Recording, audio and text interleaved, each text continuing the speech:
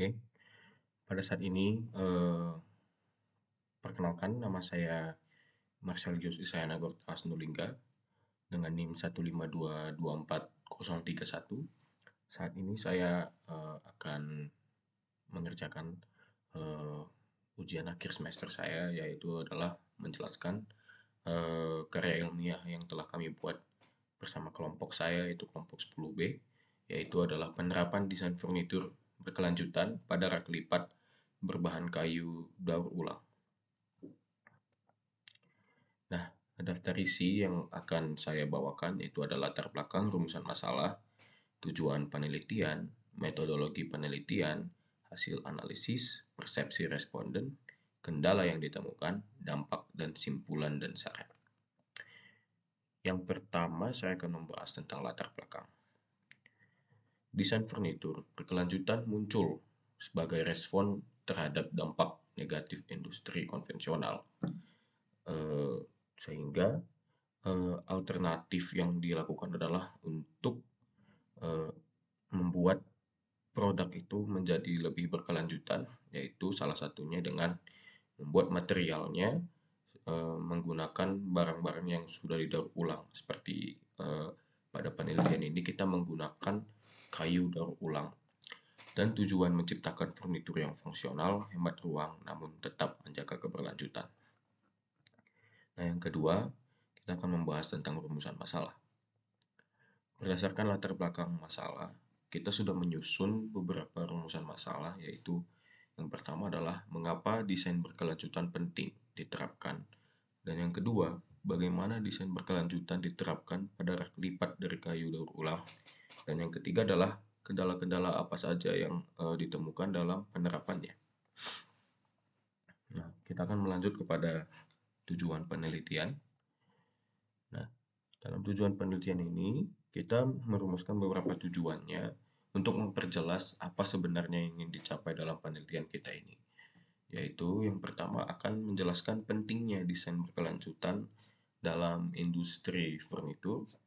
Dan yang kedua, menganalisis penerapan desain berkelanjutan pada rak lipat. Dan ketiga, mengidentifikasi tantangan dan solusi dalam penggunaannya. Dan juga kita lanjut kepada metodologi penelitian. Dalam penelitian yang kami lakukan ini, kami melakukan penelitian dengan metode kualitatif deskriptif dengan beberapa proses, dan kita sudah merumuskannya dengan 4 teknik pengumpulan data, yaitu ada studi literatur menggunakan beberapa sumber, dan juga ada observasi langsung, dan juga ada wawancara semi terstruktur, dan juga ada studi dokumentasi. Dan yang kelima ada hasil analisis. Hasil analisis yang kami dapatkan ialah yang pertama ada desain berkelanjutan, mengutamakan pemilihan material ramah lingkungan, efisiensi produksi, dan umur pakai panjang. Dan yang kedua, rak lipat sangat cocok untuk hunian sempit karena fleksibel dan hemat tempat.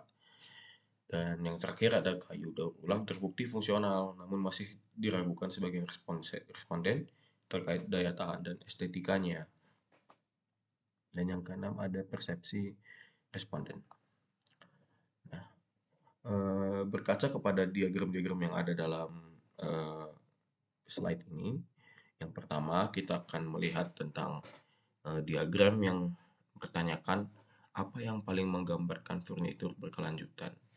Nah, 91% menjawab furnitur yang ramah lingkungan lah yang menggambarkan furnitur keberlanjutan. Dan sisanya 9,1% menjawab furnitur yang memiliki daya tahan yang lama lah yang menggambarkan furnitur berkelanjutan. Dan yang kedua ada diagram yang bertanya tentang apakah Anda merasa furnitur dari kayu daur ulang cukup kuat dan tahan lama. Mayoritas menjawab tidak tahu, ada yang menjawab tidak, dan ada yang menjawab ya. Namun dalam ketiga, apakah desain lipat atau foldable pada rak penting bagi Anda untuk menghemat ruang? 100% menjawab ya. Dan juga pada diagram keempat, seberapa penting bagi Anda untuk menggunakan furnitur yang ramah lingkungan? mayoritas menjawab cukup penting dengan 63,6%, dengan sisanya menjawab sangat penting. Nah, dan yang terakhir ada diagram tentang menanyakan seberapa penting kemampuan perbaikan atau repairable dalam furnitur bagi Anda. Nah, mayoritas menjawab sangat penting dan ada juga yang menjawab cukup penting. Nah, dari data-data yang telah dikumpulkan ini, kita menanyakan dalam data-data yang dikumpulkan ini, kita bisa meringkaskan bahwa kita bertanya bahwa pendapat responden mengenai furnitur keberlanjutan dan lain-lain.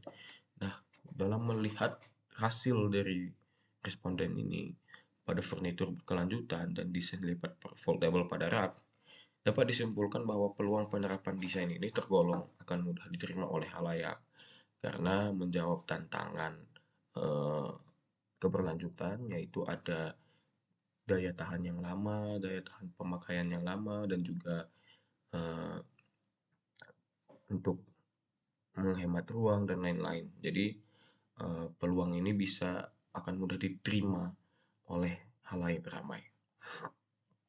Dan yang ketujuh ada membahas tentang kendala-kendala yang ditemukan dalam penerapan desain ini, dan juga menurut diagram yang telah berdasarkan survei yang telah ditanyakan kepada beberapa responden, apakah Anda bersedia menggunakan furnitur dari bahan daur ulang, misalnya kayu bekas? Mayoritas menjawab ragu-ragu, 9,1% menjawab tidak, dan 36,4% menjawab ya.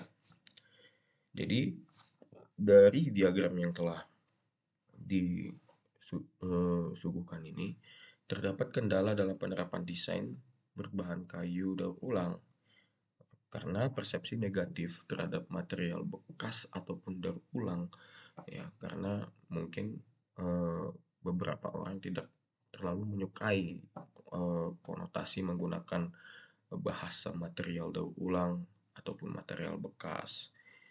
Dan juga ada kendala keterbatasan visual desain yang menarik, dan itu semuanya eh, akan berujung pada masalah yang utama, yaitu adalah minimnya edukasi dan promosi soal furnitur berkelanjutan ataupun yang menggunakan material berbahan dasar material daur ulang. Oleh karena itu, kita memerlukan upaya untuk meningkatkan pemahaman masyarakat mengenai potensi material daur ulang. Dalam hal ini kita bahas kayu daur ulang ataupun kayu bekas sebagai bahan yang layak dan bernilai dalam pembuatan furnitur.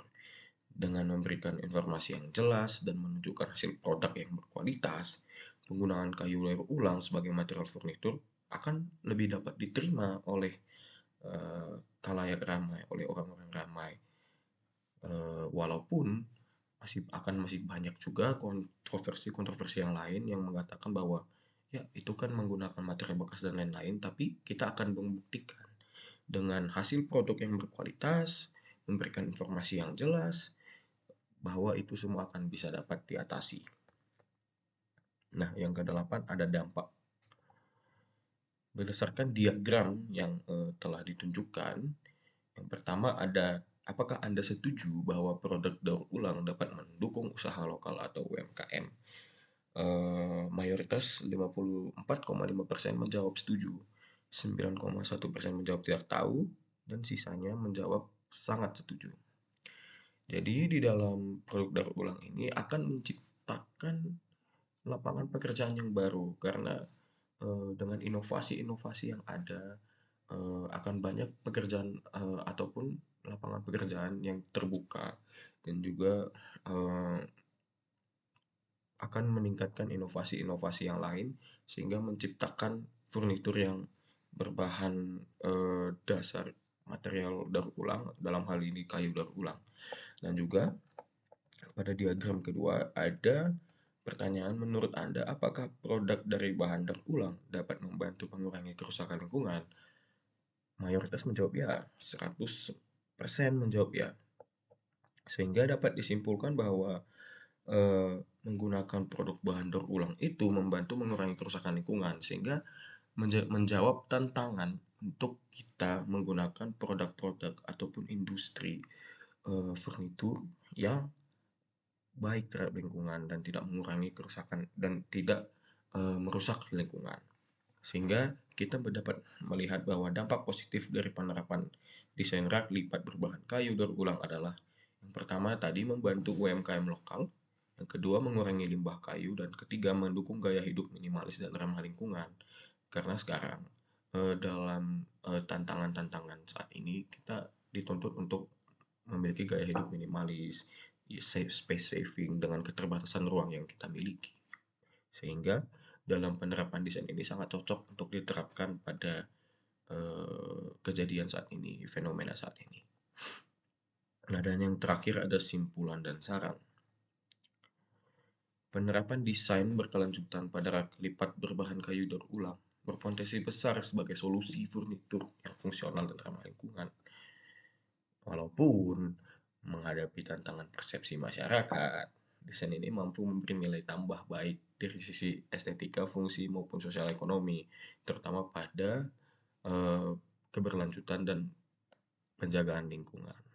Serta saya memiliki beberapa saran yang diperlukan, yaitu seperti yang tadi adalah edukasi halayak ramai melalui kampanye, melalui pameran dan lain-lain. Dan juga desainer harus menonjolkan estetika serta kualitas dalam rancangannya. Dan kolaborasi dengan UMKM perlu ditingkatkan untuk memperlanjut keberlanjutan ekonomi. Sekian dari presentasi saya ucapkan terima kasih.